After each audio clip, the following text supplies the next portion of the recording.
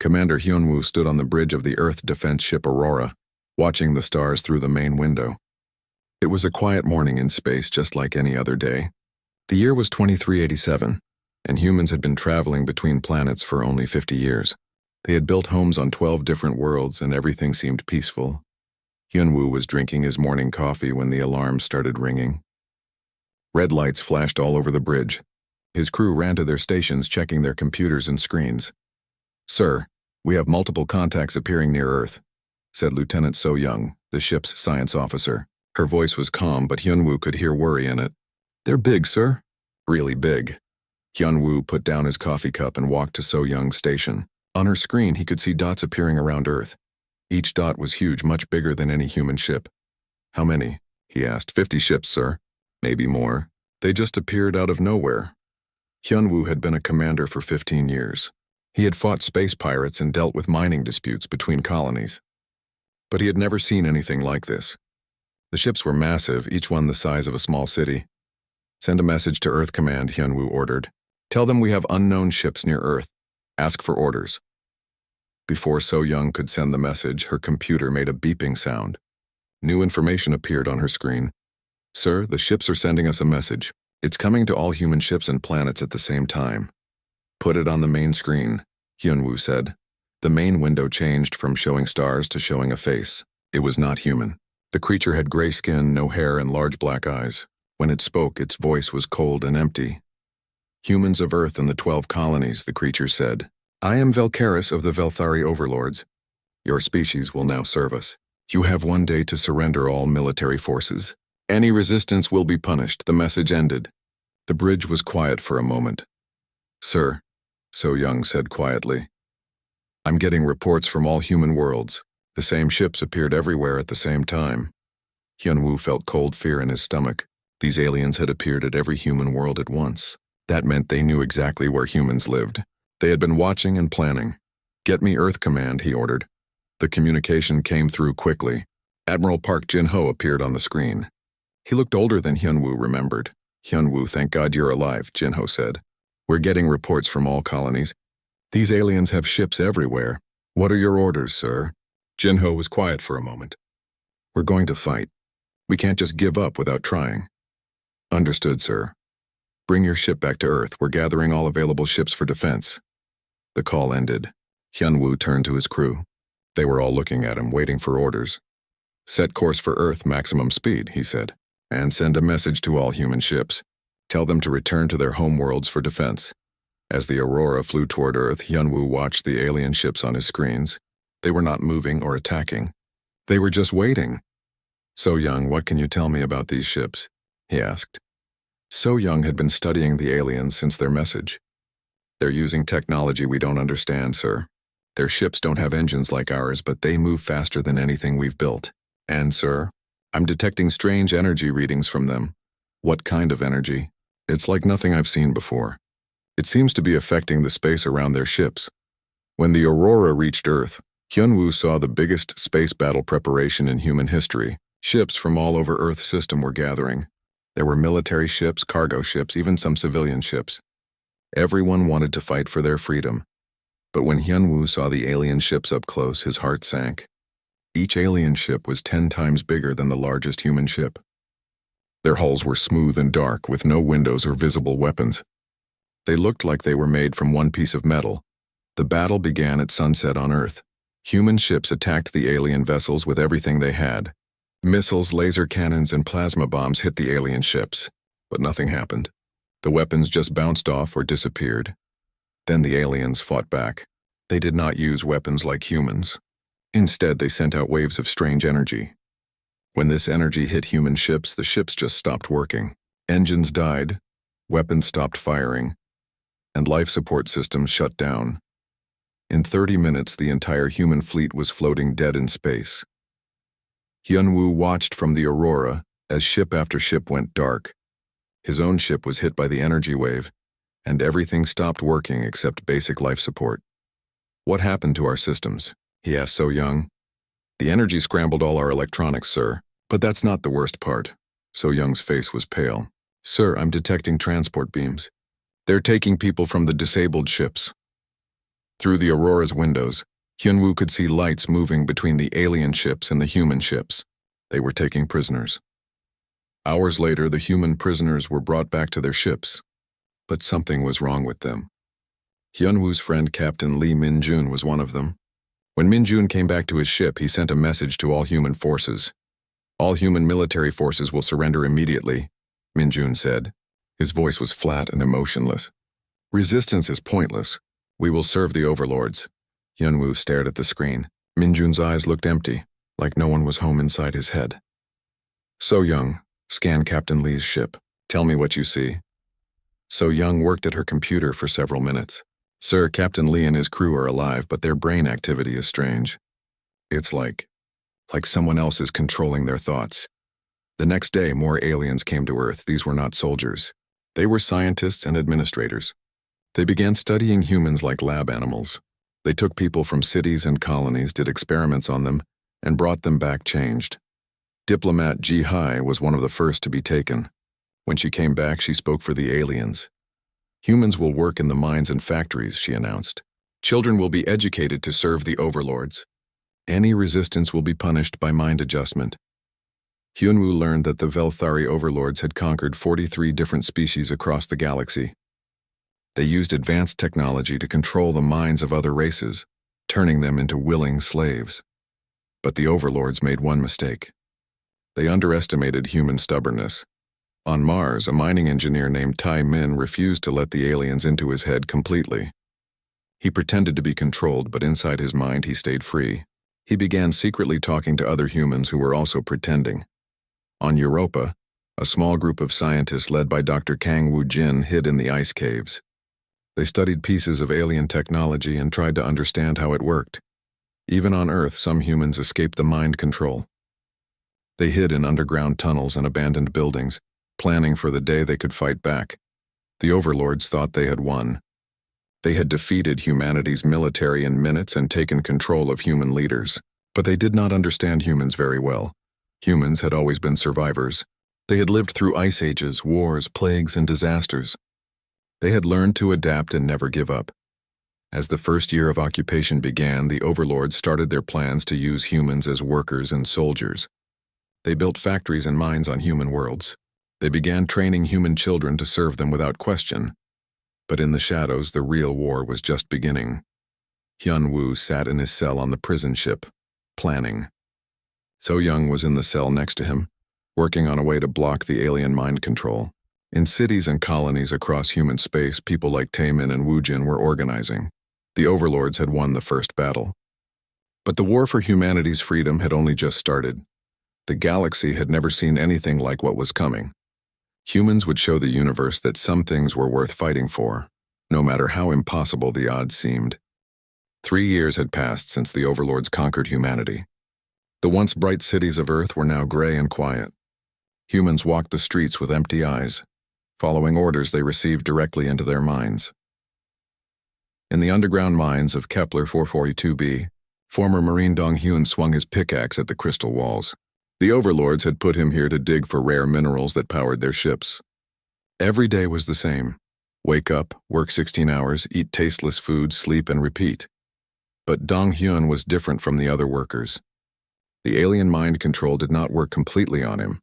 He could still think his own thoughts, even though he had to pretend to be controlled. "Keep working," said Overseer Haewon, walking past the mining teams. She had been a human diplomat before the conquest. Now she wore the gray uniform of an Overlord administrator. Her eyes glowed with a faint blue light, showing that aliens controlled her mind. Dong-hyun watched Haewon carefully. Sometimes, for just a moment, the blue light in her eyes would flicker. During those moments, her face would show confusion and fear. Then the light would return and she would go back to giving orders. That night, in the worker barracks, Dong-hyun whispered to the man in the next bed. "Jin-woo, can you hear me? Really hear me?" Jin-woo turned his head slowly. For a moment, his eyes looked normal. "I can hear you," he whispered back. "But it hurts to think my own thoughts. How many others?" Dong-hyun asked. "Maybe 20 in this mine. There are more on other worlds. We pass messages through the supply ships." Dong-hyun smiled for the first time in months. He was not alone. On Earth, in a hidden laboratory beneath the ruins of Seoul, Scientist Young-soo worked by candlelight. He had been studying the alien mind control technology for 2 years.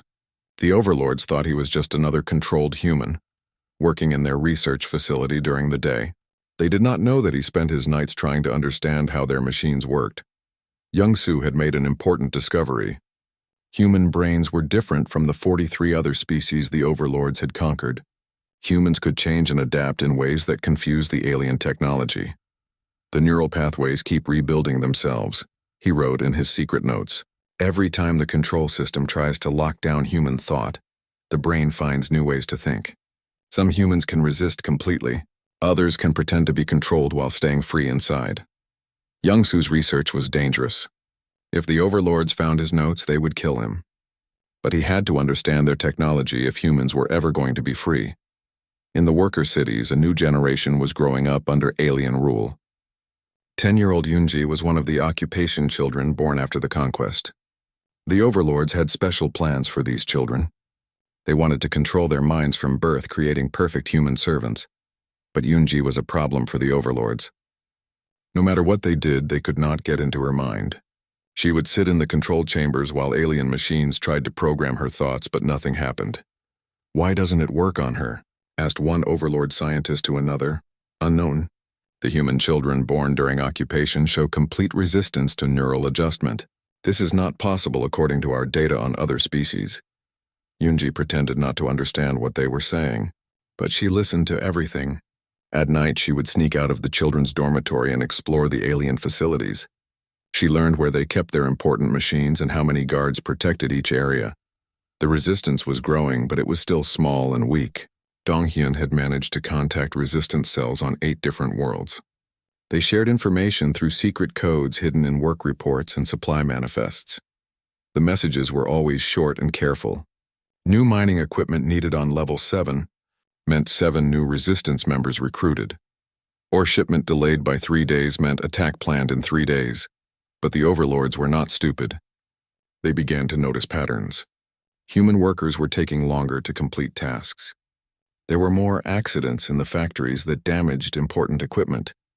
Some humans were asking too many questions. Overlord Commander Felcaris called a meeting of all human administrators. Human efficiency has decreased by 12%, he announced to the controlled humans. Resistance behavior is increasing. Begin enhanced neural adjustment procedures immediately. Haewon stood with the other administrators, her glowing blue eyes showing no emotion, but inside her mind she was screaming. The enhanced procedures meant stronger mind control. Humans who could still think would lose that ability forever. That night, for the first time in 3 years, Haewon fought against the control in her mind.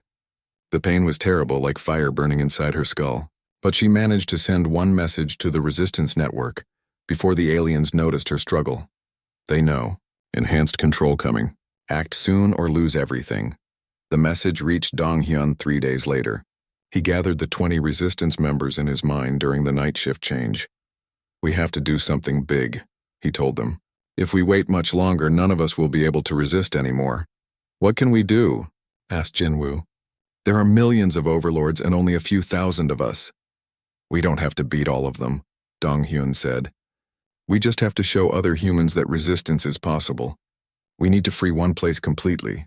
The plan was simple but dangerous. The resistance would take control of the Europa mining station during the shift change. Europa was small with only 5,000 humans and 50 Overlord guards. If they could free everyone there, the news would spread to other worlds. Young-soo had finished building his first neural static generator, a device that could block the alien mind control signals in a small area. It was not perfect, but it might work long enough to free the controlled humans on Europa. Yoonji and the other occupation children would help. Their immunity to mind control made them perfect for carrying messages and disabling security systems. The attack began on a Tuesday morning.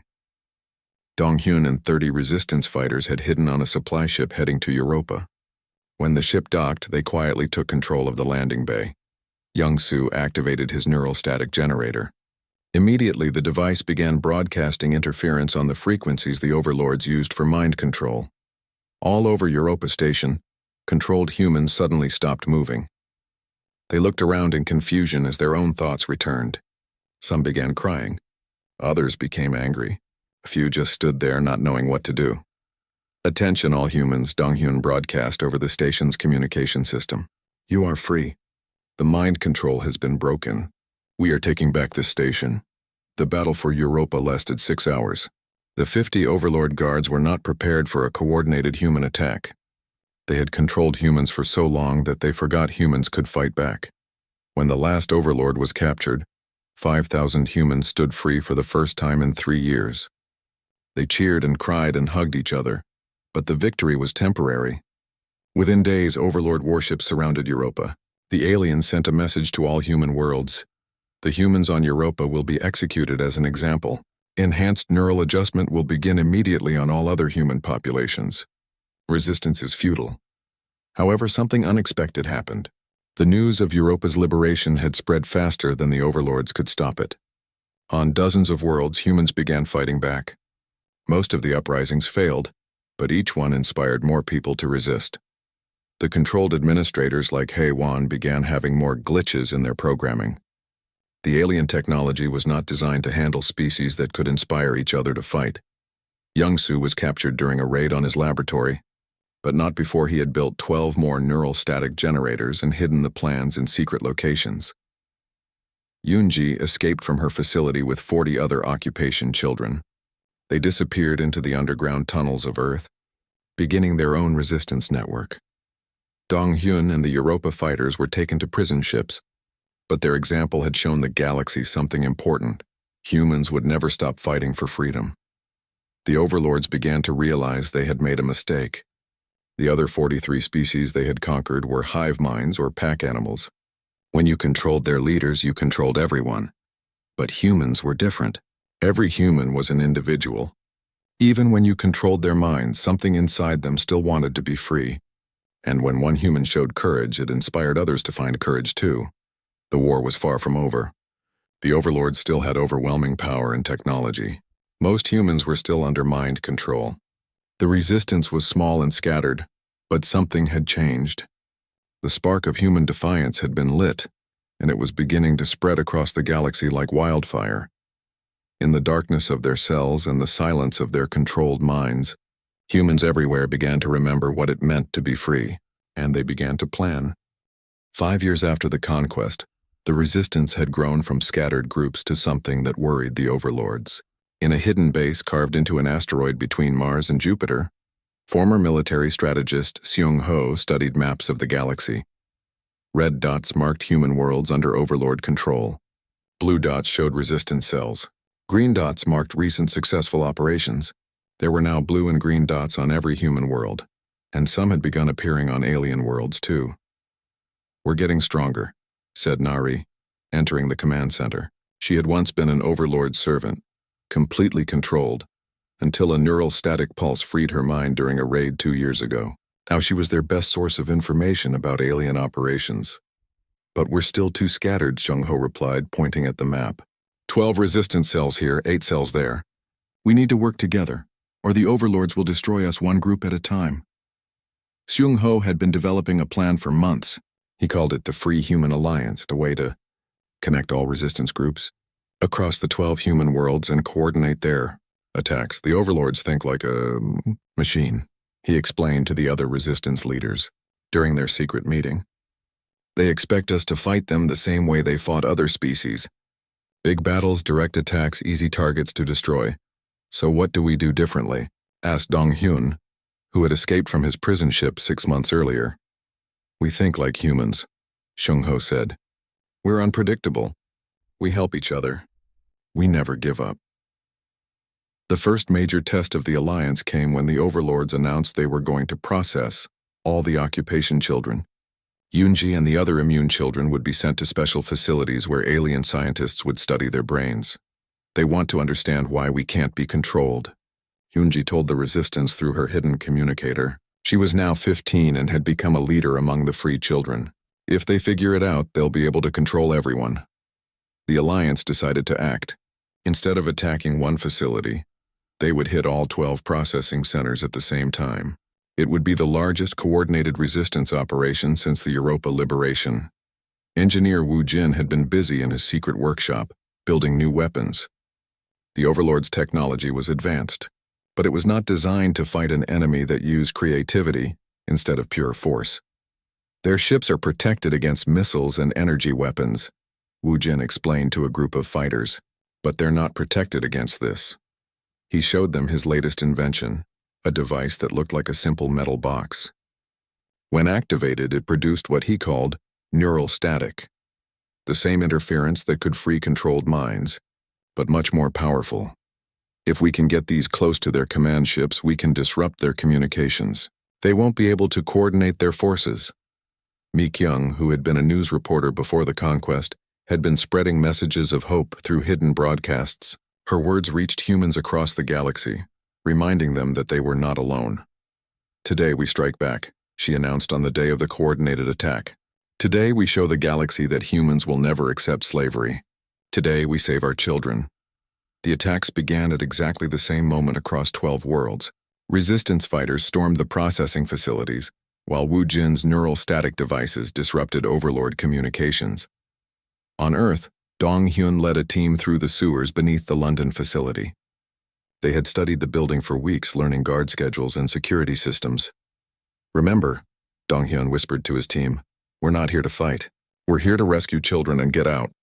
On Kepler 442b, former scientist Young Soo used his knowledge of alien technology to hack into the facility's systems and turn off all the security locks.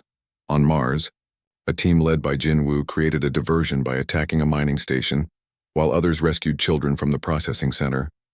The Overlords were caught completely off guard.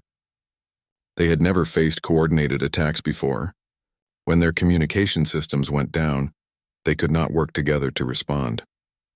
In 6 hours, the Alliance rescued over 3,000 children from the processing facilities. But more importantly, they proved that humans could work together across multiple worlds to fight back. The Overlord's response was swift and brutal. They began destroying entire human cities as punishment. Millions of innocent people died in the bombings, but instead of breaking human spirit, the attacks made more people join the resistance. Nari had been right about the Overlord's biggest weakness. They could not understand why individuals would sacrifice themselves for others. "They think we will stop fighting if they kill enough of us," Nari explained during a strategy meeting. "But humans become more determined when they see others suffer. It makes no sense to them." The Alliance used this confusion to their advantage. They began recruiting from the controlled human administrators, offering them hope that freedom was possible. Haewon was one of the first to break free completely. During a raid on an Overlord facility, exposure to neural static permanently damaged her control implants. For the first time in 5 years, her thoughts were completely her own. "I remember everything," she told Seong-ho after her rescue. "They made me watch while they destroyed human cities. They made me give the orders to kill my own people." Instead of breaking down, Haewon became one of the Alliance's most effective agents. She knew how the Overlord administration worked and could predict their responses to resistance activities. The war was changing.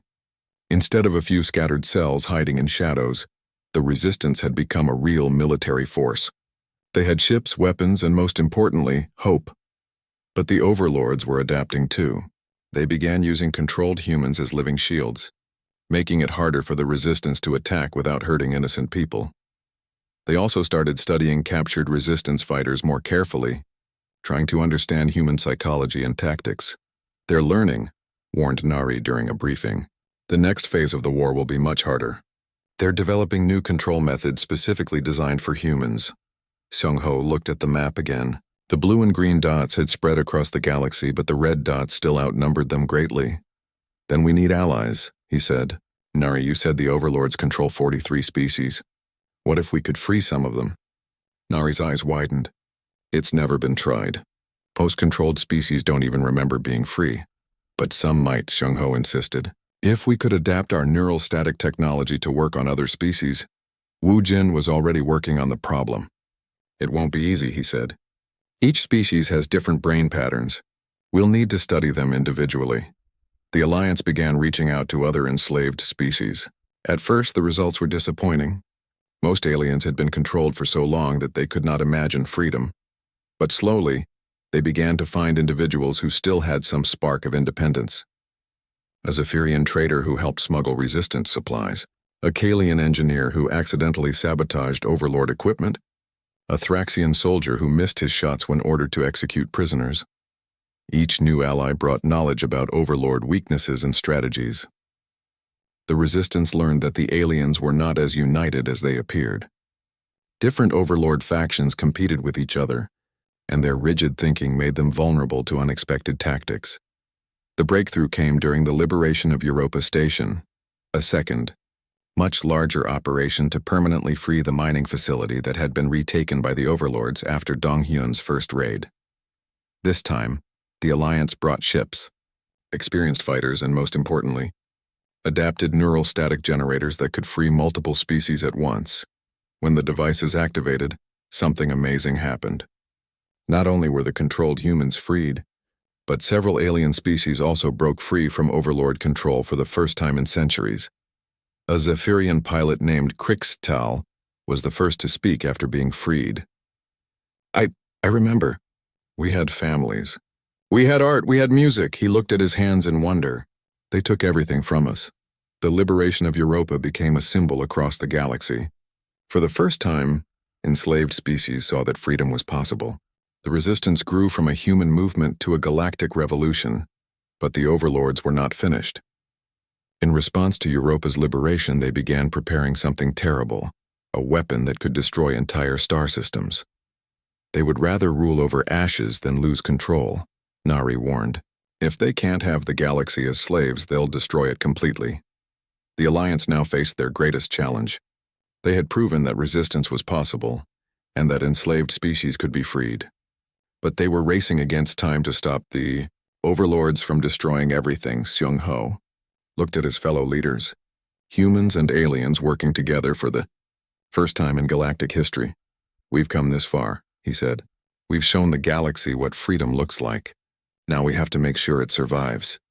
The spark of defiance had become a flame. Soon it would either become a fire that burned across the galaxy, bringing freedom to all enslaved species, or it would be extinguished forever by the Overlord's final desperate act. The real war was just beginning. 7 years after the conquest, the galaxy was burning with revolution. Admiral Jae-sung commanded the Free Human Alliance fleet from his flagship, the Liberation. Around him, ships from 12 different species flew in formation, something that had never happened before in galactic history. Admiral, we're receiving reports from across the galaxy, said Communications Officer Yu Jin. 47 star systems are now in open rebellion. The Overlords are losing control. Jae-sung smiled grimly. 2 years ago, he had been a captured human pilot, forced to fly cargo ships for the Overlords. Now he commanded the largest rebellion fleet the galaxy had ever seen. What's our status on the Three Suns operation? He asked. The Three Suns was a critical Overlord stronghold that controlled shipping lanes to 15 different systems. If the Alliance could capture it, they would cut off Overlord supply lines to a quarter of the galaxy. Special Forces Team Alpha is in position, reported Kwan Ho over the communication system. He was leading a small team of elite fighters on a secret mission to disable the system's defenses from inside. Kwan Ho had once been a regular factory worker on Mars, but 7 years of fighting had turned him into one of the Alliance's best special operations soldiers. His team included humans, Zephyrians, Kalians, and even a freed Overlord named Velnara, who had broken free from the collective consciousness. We're inside the main defense station, Kwan Ho whispered into his communicator. Beginning the sabotage now. The Three Sun station was massive, built into an asteroid field that had been mined for centuries. Overlord ships moved in and out constantly, carrying supplies and reinforcements to their forces across the galaxy. Kwan Ho's team moved through the station's service tunnels, avoiding patrols and security sensors. Each team member carried one of Sun-He's new mental shield generators, devices that made them invisible to Overlord psychic detection. Sun-He had been a graduate student, studying brain science when the Overlords invaded. Now she was the Alliance's expert on mental protection technology. Her shields allowed Alliance forces to operate without being detected by Overlord mind readers. The central computer core is just ahead, whispered Zixtar, a Zephyrian engineer who had joined the team after being freed during the Europa liberation. I can disable their communication systems from there. As they approached the computer core, alarms began ringing throughout the station. Red lights flashed and Overlord voices echoed through the corridors. "We've been detected," Quan Ho said into his communicator. "Beginning emergency protocols." Instead of retreating, the team moved faster. They had trained for this situation. Even if they were caught, their mission was too important to abandon.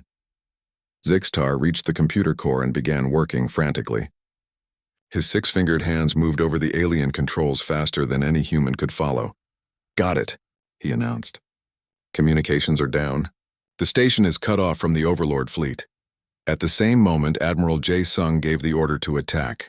The Alliance fleet dropped out of hyperspace and surrounded the Three-Sun system. The battle was unlike anything the galaxy had seen before. Instead of the orderly formations that Overlord tacticians expected, the Alliance ships moved in chaotic patterns that confused the enemy computers. Human pilots flew their ships in ways that made no sense to Overlord battle analysis programs. They would retreat when they should attack when they should retreat, and work together in ways that seemed random but were actually carefully coordinated. "Their tactical computers can't predict our movements," explained Jae-sung to his bridge crew as they watched Overlord ships struggling to respond. "They're designed to fight logical enemies, not creative ones." Yujin had become more than just a communications officer. Her gift for languages and diplomacy had made her the Alliance's primary coordinator for the multi-species rebellion. "Admiral, I'm getting reports from the Thraxian Liberation Front," she announced. "They've taken control of 3 more systems in the Outer Rim." "And the Kalian Resistance?" "They've successfully freed 2 slave worlds in the core systems. The freed populations are joining the rebellion." The Alliance had grown far beyond what anyone had imagined. What started as scattered human resistance cells had become a galaxy-wide revolution involving dozens of species. But the Overlords were not giving up. As they lost control of more systems, they became more desperate and dangerous. "Admiral, we're detecting massive energy readings from the Overlord home system," reported the sensor operator. "It's unlike anything we've seen before." Velnara, the freed Overlord who served as the Alliance's strategic advisor, looked at the readings with growing alarm. "They're building the Void Engine," she said quietly. "I hope they would never be desperate enough to use it." "What's a Void Engine?" asked Jae-sung. "A weapon that can destroy entire star systems by collapsing them into black holes. If they activate it, they can eliminate whole sections of the galaxy rather than lose them to rebellion." The news sent shockwaves through the Alliance leadership. They had been winning the war, but the Overlords were preparing to destroy everything rather than accept defeat. "How long until it's ready?" asked Yujin. "Based on these energy readings, maybe 6 months, Velnara estimated. Once it's active, they can destroy any star system in the galaxy within hours." The Alliance realized they were facing a terrible choice. They could continue their slow, careful campaign to free enslaved worlds, or they could launch a desperate assault on the Overlord homeworld to stop the Void Engine. "If we attack their homeworld directly, we'll lose most of our fleet," warned Jae-sung during the emergency strategy meeting. "But if we don't, they'll destroy billions of innocent people." Quan Ho, recently returned from the Three Suns mission, had important intelligence about the Overlord homeworld. "During our infiltration, I accessed their databases," he reported. "The Void Engine isn't just a weapon. It's connected to their central consciousness network. If we can destroy it, we might be able to sever their collective mind control permanently." Sunhee had been studying the Overlord consciousness network for years. "He's right," she confirmed. "The central consciousness hub is what allows them to control so many beings across such vast distances. If we can break that connection, every enslaved person in the galaxy would be freed instantly. But the mission would be almost impossible. The Overlord homeworld was protected by thousands of ships and orbital defense platforms. Even if the Alliance brought their entire fleet, the chances of success were very low." "I volunteer to lead the assault team," said Quan Ho. "We'll need to get inside their central facility while the fleet keeps their forces busy." "You'll need the best people we have," replied Jae-sung. "This mission will decide the fate of the galaxy." As the Alliance prepared for their most dangerous operation, news came that changed everything. The Overlords had begun testing the Void Engine by destroying uninhabited star systems. "They're practicing," Velnara explained as they watched recordings of entire solar systems being consumed by artificial black holes. "Once they perfect the technique, they'll start destroying any system that shows signs of rebellion." The Alliance no longer had months to prepare. They had weeks, maybe days, before the Overlords began destroying inhabited worlds. Eugen worked frantically to coordinate the final assault.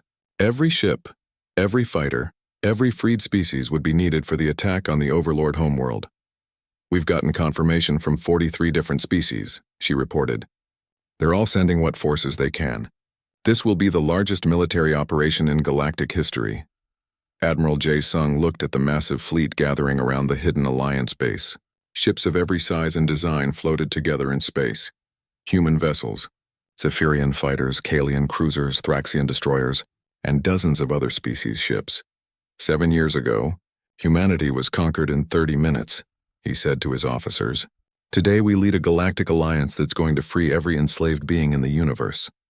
Sun-Hee made final adjustments to her mental shield generators. The shields will protect our assault teams from the central consciousness, but only for a limited time. Once we're inside their facility, we'll have maybe an hour before the shields fail. Quan Ho and his expanded assault team prepared for their mission. Along with humans and aliens, they now included Hanul, a half-human, half-overlord hybrid who had been created in overlord experiments but chose to fight for freedom. "Hanul might be our secret weapon," explained Velnara. "Her hybrid nature could allow her to interface directly with their systems in ways we never could." As the Alliance fleet prepared to jump to hyperspace for the final battle, messages of support came from across the galaxy. Freed worlds sent their hopes and prayers. Enslaved populations sent secret signals of encouragement. The revolution that had started, with a few human resistance fighters, was now a galactic movement that included billions of beings fighting for freedom. But the Overlords were waiting for them. The final battle would determine whether the galaxy would be free or destroyed. Admiral Jae Sung gave the order that would change galactic history forever. All ships, jump to hyperspace. Target the Overlord homeworld. This is it, people. Today we end slavery in the galaxy or we die trying. The flames of revolution were about to become an inferno that would consume the old order and birth a new age of freedom. The final year of the war had arrived. General Minho stood on the bridge of the massive Alliance command ship, watching as the largest fleet in galactic history prepared for the ultimate battle. Ships from 43 different species surrounded the Overlord homeworld, ready to fight for freedom. Minho had been fighting the Overlords for 8 years, since the first day of occupation. He had seen friends die, worlds burn, and entire species enslaved. But he had also seen something the Overlords never expected: beings from across the galaxy uniting for a common cause. "General, all fleets report ready," announced Captain Ye Jin, the youngest member of the Alliance command staff. At 22, she represented the generation that had grown up during the war but refused to accept slavery as normal. "How many ships do we have?" Minho asked. 15,000 combat vessels, sir, plus support ships and transport craft. It's the largest military force ever assembled." Minho nodded. It sounded impressive, but the Overlord homeworld was defended by 50,000 ships and orbital weapons platforms that could destroy planets. "And our secret weapon?" "Hanul's team is ready, sir. They'll launch as soon as the battle begins." Hanul had volunteered for the most dangerous mission in the war. As a human Overlord hybrid created in alien experiments, she was the only being who might be able to survive direct contact with the central consciousness that controlled every Overlord in the galaxy. "I can feel them," Hanul said over the communication system from her small infiltration ship. "All the Overlord minds connected together. It's like a giant machine made of thoughts." With her were Quan Ho and a small team of the Alliance's best fighters. Their job was to get Hanul to the central consciousness, while the main fleet kept the Overlord forces busy. "Remember," said Jun Seo, the Alliance's chief philosopher and strategist, "we're not here to destroy the Overlords. We're here to free them." Jun Seo had spent years studying Overlord history and psychology. He had discovered that the Overlords had once been individual beings like any other species. Thousands of years ago, they had voluntarily given up their individual consciousness to become part of a collective mind, believing it would make them more powerful. "They're prisoners too," Jun Seo explained to the fleet commanders. "The central consciousness has trapped them for so long that they've forgotten what it means to be individuals." This discovery had changed the Alliance's entire strategy. Instead of trying to kill all the Overlords, they would try to break the collective consciousness and set the individual Overlord minds free. The battle began at dawn on the Overlord homeworld. Alliance ships dropped out of hyperspace in massive waves, immediately engaging the defensive fleets. Admiral Jae Sung coordinated the space battle from his flagship. "Remember, we don't need to win," he broadcast to all Alliance ships. "We just need to keep them busy long enough for the infiltration team to complete their mission." The space battle was chaos. Ships exploded in brilliant flashes of light. Weapons fire streaked between vessels like deadly fireworks. The Overlord ships fought with mechanical precision, but the Alliance forces used creativity and unpredictability to confuse their enemies. Human pilots flew impossible maneuvers that no computer could predict. Zephyrian ships used their natural speed to dart between Overlord formations. Kalian vessels combined their firepower in ways that multiplied their effectiveness. While the battle raged above, Hanul's team approached the planet's surface in a small stealth ship. "The Central Consciousness facility is heavily shielded," reported Quan Ho as they descended through the planet's atmosphere. "But there's a maintenance tunnel that leads directly to the core." The tunnel was a trap. The Overlords knew the Alliance was coming and had prepared defenses specifically designed to stop infiltrators. "Energy barriers ahead," announced the pilot. "And I'm detecting thought pattern analyzers. They'll identify any non-Overlord minds." This was where Hanul's hybrid nature became crucial. "I can fool the analyzers," she said, placing her hands on the ship's controls. "My mind is part Overlord. I can make us invisible to their detection systems." The ship passed through the barriers without triggering alarms. But as they got closer to the Central Consciousness, Hanul began to change. Her human features became more alien, and her eyes began to glow with the same blue light that marked controlled beings. "Hanul, stay with us," urged Quan Ho. "Don't let them take control of your mind." "I'm trying," Hanul replied, her voice becoming more mechanical. "But the collective is so strong. It wants me to join it completely." They reached the Central Consciousness chamber, a vast room filled with crystalline structures that pulsed with mental energy. In the center was the core of the collective mind, a massive crystal formation that connected every Overlord consciousness across the galaxy. "This is it," said Hanul, approaching the central crystal. "I can feel billions of minds trapped inside. They want to be free, but they've forgotten how to be individuals." The plan was simple but dangerous. Hanul would connect her hybrid mind to the Central Consciousness and plant a freedom virus and a pattern of thought that would remind the trapped Overlord minds what individual consciousness felt like. But as soon as Hanul touched the crystal, the collective consciousness detected the threat. "Intruder," a voice echoed through the chamber, speaking with the combined thoughts of billions of beings. "You will be absorbed into the collective." Mental pressure crashed down on Hanul like a giant wave. The collective tried to overwhelm her individual thoughts and make her part of the group mind. "I won't let you," Hanul said, fighting against the mental assault. "Every being has the right to think their own thoughts." She began uploading the freedom virus into the Central Consciousness. The process was like pouring water into an ocean. But slowly, individual Overlord minds began to remember what they had lost. Above the planet, the space battle was reaching its climax. The Alliance fleet was outnumbered and taking heavy losses, but they were achieving their goal of keeping the Overlord forces distracted. "Sir, we're receiving strange transmissions from some Overlord ships," reported Ye Jin. "It sounds like individual voices?" Admiral Jae Sung listened to the transmissions. Instead of the cold, mechanical voices of the collective, he was hearing confused, frightened beings asking questions like, "Where am I?" and "What happened to my family?" The freedom virus was working. Across the galaxy, Overlord minds were breaking free from the collective consciousness, but the process was destroying Hanul. The mental strain of connecting to billions of minds was more than any being could survive. "Hanul, get out of there," Quan Ho shouted. "You've done enough." "Not yet," Hanul replied weakly. "I can feel them all fighting to be free. I can't abandon them now." In the space battle, something amazing was happening. Overlord ships were stopping their attacks and beginning to fight each other as individual minds reasserted control over their vessels. Some newly freed Overlords were confused and afraid. Others were angry about the centuries they had lost.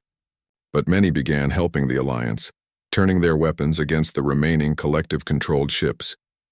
On the planet's surface, the Central Consciousness made one final attempt to maintain control. It tried to destroy itself rather than allow the freedom virus to spread completely. If we cannot rule, then nothing will survive, the collective voice declared. The central crystal began to overload with enough energy to destroy the entire star system. Hanul made her choice. Instead of disconnecting from the crystal and saving herself, she used her hybrid nature to absorb the overload energy. Tell them, she said to Quan Ho as her body began to fade away, tell them that freedom is worth any price. Hanul's sacrifice saved the galaxy. The central consciousness collapsed completely, freeing every enslaved mind across the stars. For the first time in millennia, every being in the galaxy was thinking their own thoughts. The aftermath of the liberation was chaotic but wonderful. Billions of newly freed beings had to rediscover what it meant to be individuals. Former slaves learned to make their own choices. Former masters learned to live without absolute power. General Minho became the first Secretary General of the new Galactic Council, an organization where every species had an equal voice in governing their shared space. We will never allow any being to be enslaved again, he declared in his first address to the galaxy. Freedom is not something that can be given or taken away. It is the natural right of every thinking being. Captain Ye Jin represented the young generation that would build the new galaxy. We grew up in war, she said, but our children will grow up in peace. They'll know that beings from different worlds can work together and respect each other's differences. The former overlords faced the difficult task of learning to be individuals again. Many were overwhelmed by the experience of having their own thoughts and feelings. Support groups formed across the galaxy to help them adjust to freedom. Some former overlords chose to spend their lives making up for the harm the collective had caused. They became teachers, healers, and protectors of the species they had once enslaved. Philosopher Jun Seo established the Institute for Consciousness Studies, where beings from all species could study the nature of in